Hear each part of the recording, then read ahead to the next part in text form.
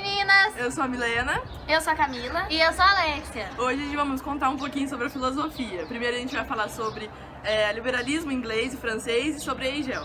E segundo, a gente vai falar sobre as teorias socialistas. E por fim, um pouquinho do liberalismo contemporâneo, de esquerda, sobre Norbert Bobbio e o neoliberalismo. Então, gente, eu vou falar um pouquinho sobre o liberalismo inglês. No século XIX, a Inglaterra comandava o país mais poderoso do mundo, graças à expansão do Império Colonial Britânico. Vivia o apogeu da Revolução Industrial, que criou uma ordem moderna, com parâmetros econômicos e sociais. A filosofia, ela desenvolveu uma teoria utilitarista, e seus representantes eram Jeremy Bentham e John Stuart Mill. Jeremy Bentham é o fundador do utilitarismo. A teoria utilizada é um instrumento de renovação social, com métodos rigorosos. Bentham substituía a teoria do direito natural, que era bastante conhecida no século anterior, e o único critério era orientar o legislador, criando leis para que os cidadãos tenham maior felicidade e criando uma solução para o egoísmo. O governo tem que fazer com que o cidadão cresça para um maior de felicidade, e para isso tinha como objetivo promover a subsistência, produzir a abundância, favorecer a igualdade e manter a segurança. Só que para isso tudo acontecer tinha que ter muitas eleições. E John Stuart ele seguiu essa corrente, que ele era introduzido pelo seu pai, que era o James. Só que sofreu muitas alterações, desde o positivismo do Conte até o socialismo. Só que Stuart ele desenvolveu o liberalismo na linha democrática. Ele defendeu a política, permitindo a expressão de opiniões. Só que, como defensor da absoluta liberdade de expressão, ela valorizava bastante o debate das suas teorias conflitantes. E isso foi influenciando a sua mulher, que era Ayrton Taylor. Uma feminista socialista que participou da primeira fundação da Sociedade Defensora do Direito do Voto da Mulher.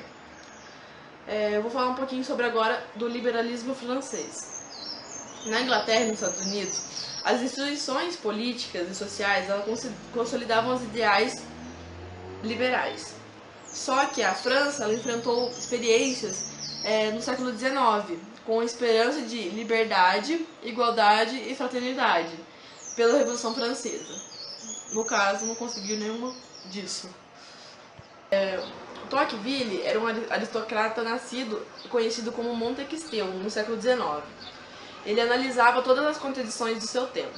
Ele tinha uma consciência de que a democracia era inevitável, mas tinha um grande desafio que era conciliar a liberdade e a igualdade.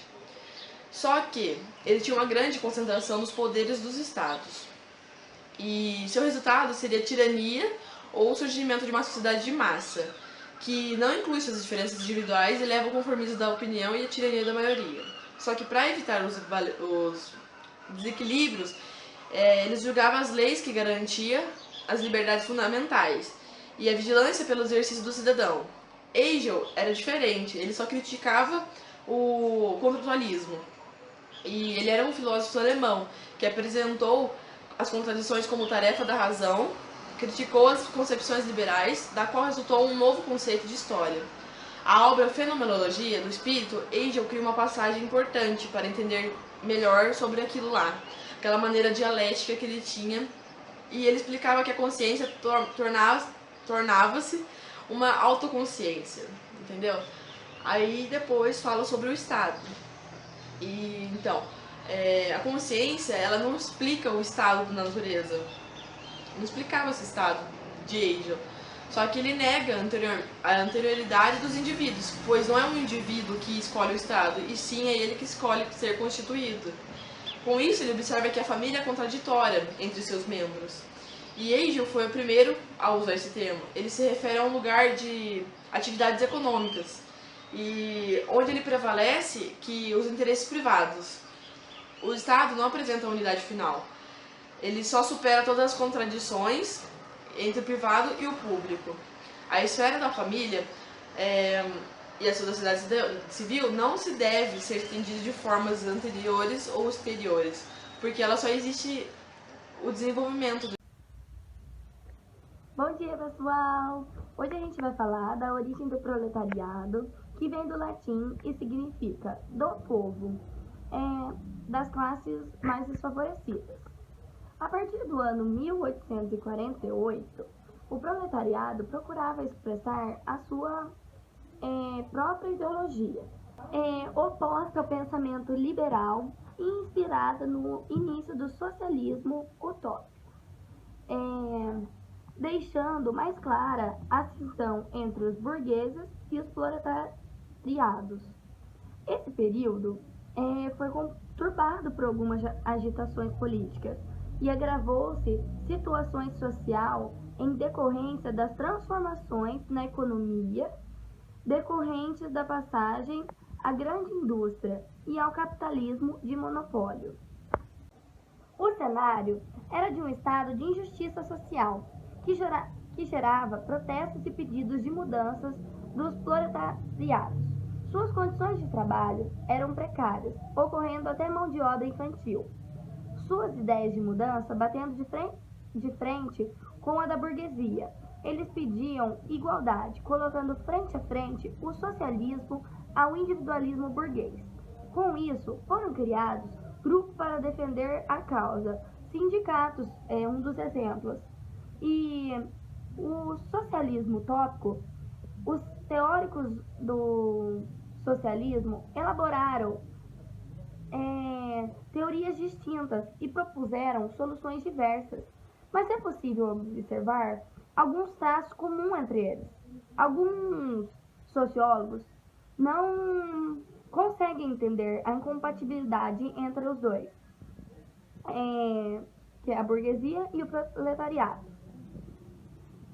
tentando algumas vezes criar soluções para a sociedade, acreditando na boa vontade de todos. Um dos exemplos é Saint-Simon. O marxismo no século XIX foi elaborado por Marx e Engels. O marxismo, os dois juntos criaram várias obras literárias para a elaboração da doutrina marxista. Partiram da leitura dos economistas ingleses Adam Smith, David Ricardo, da filosofia de Engels, dos filósofos do socialismo utópico e de Ludwig Feuerbach. Marx e Engels aproveitaram as análises dele e, criticando-a, desenvolveram a sua tese. Para o Marx, o erro estava em analisar o ser humano abstratamente, desvinculando de sua realidade, que é o conjunto das relações sociais. Agora iremos falar do anarquismo, que são principais ideias. O princípio que rege o anarquismo é a preferência por alternativa de organização voluntária, em oposição ao Estado, considerando nocivo e desnecessário. Para os anarquistas, se a religião, o Estado e a propriedade contribuírem em determinado momento histórico para o desenvolvimento humano, passaram depois a restringir sua emancipação. E o socialismo no século XX, a Revolução Socialista ocorreu em 1917 na Rússia, país de monarquia absolutista, e da economia semifeudal. A industrialização começaram apenas no final do século XIX, sob o comando de Lenin. Lenin era o seguidor da doutrina marxista.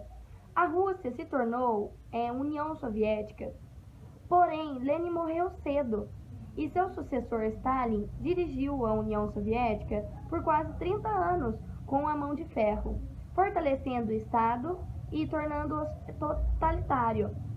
Menos preocupado com a teoria, com Stalin, o marxismo tornou-se dogmático. E agora vamos falar sobre o fim da utopia socialista.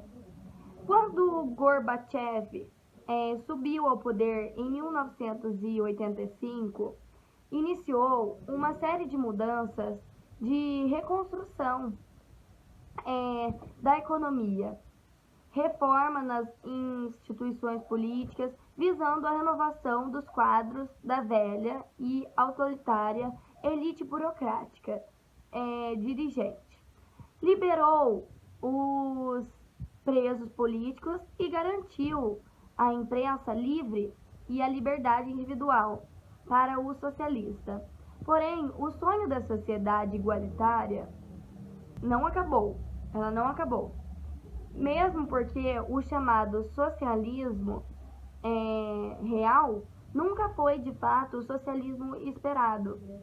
Quando o capitalismo não conseguiu esconder suas condições, a injusta repartição das riquezas que a sociedade produz é revelada por altos índices de miséria no mundo inteiro. E é isso. Hoje a gente fica por aqui. Espero que tenham gostado e até o próximo vídeo. Oi pessoal, tudo bem? Então, eu vou contar para vocês um pouquinho da história do liberalismo e de Engels. Um dos ideais do liberalismo clássico é o Estado minimalista, que significava um livre mercado. Só que no século XX surgiu o liberalismo de esquerda, e ele queria resgatar as ideias socialistas, mas adaptando elas ao liberalismo, e por isso seu nome. O liberalismo de esquerda não era contra o marxismo. Ele pegava alguns elementos positivos, mas repudiavam as ideias revolucionárias de Marx. Norbert Bobbio, um jurista e filósofo, discutia filosofia política e passou da legalidade para a legitimidade. Ele analisou os obstáculos à democracia. Ele desenvolveu, junto a outros teóricos, o neocontratualismo, que para ele significava que as forças sociais deveriam continuar agindo sem cessar.